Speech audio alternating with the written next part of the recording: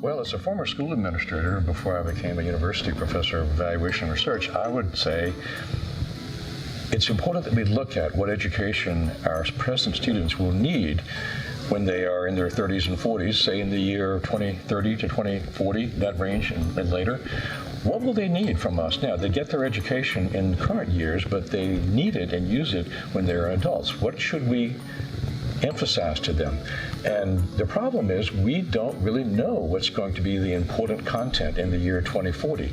I mean, given how fast things are changing, I mean, how much, if you look at how much, getting my cell phone out here, how much this particular object has changed our lives in the last 10 years and the social media that came along with it, when you magnify that forward to the year 2040 or 2050, it's probably impossible to predict exactly what we would need, what these students would need. And so, as educators, our best strategy, Ginger and I believe, at least I believe, and I think you support me in this, is that we need to provide these students with the best possible education in terms of cognitive development, in terms of having them, to a greater extent, engaged with the schooling that they are receiving, and so to set them up to be the best possible independent and lifelong learners, because they will need that.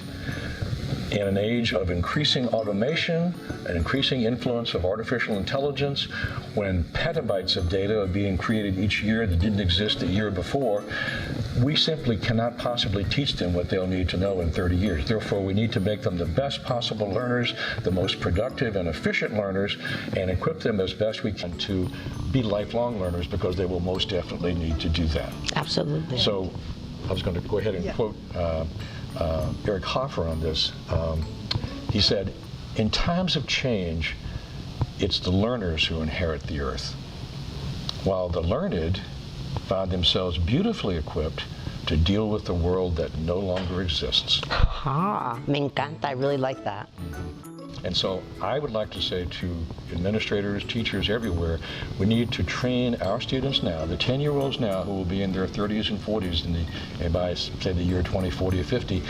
We need to equip them to the best possible degree, and my very strong opinion, I believe you support me in this, is that dual language is currently the most powerful, the most effective way of doing that, and that we ought to move towards very effectively implemented dual language basically anywhere that people can do that. Yeah. I'm going to add one more piece to that, which is that the dual language students will be, as adults, they have to be co-collaborators with the people that they work with in their workplace. And that means they have to know more than one language and be really strong in their multiple languages, and that they get along together cross-culturally. And workplaces are going to be very diverse, and they are now, and it demands that students learn how to get along together and to respect and value each other.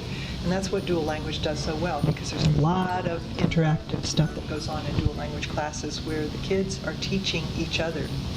And so that will benefit them for the rest of their lives. They will be different citizens for the global world that's here now.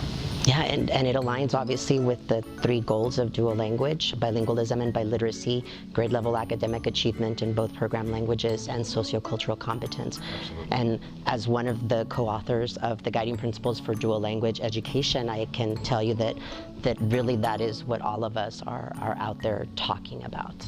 And I'd like to say to parents, we are both parents and grandparents of dual language students. We practice what we preach. We don't think it's just good for your children or their children, it's good for our children and our grandchildren. So we can strongly encourage it from a personal as well as a professional perspective. We also just finished, we're finishing the book on secondary dual language, and that's badly needed. There aren't any books, or not many out there on dual language at secondary level. And what the authors have found that have written chapters with us is that their dual language graduates are so powerfully at a higher level cognitively than regular students, and so by the time they get to high school, they're taking college courses, they're very comfortable in both languages, and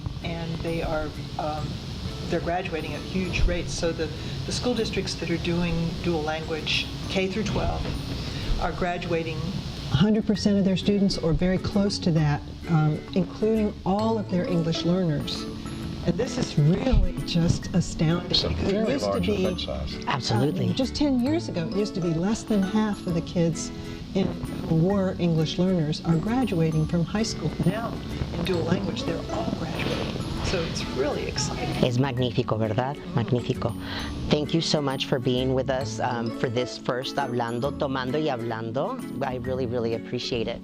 Thank you all. And I'm excited that you mentioned social media because obviously these chats are going to be for dissemination in the social media world. So thank you. Gracias, gracias, gracias. Thank you.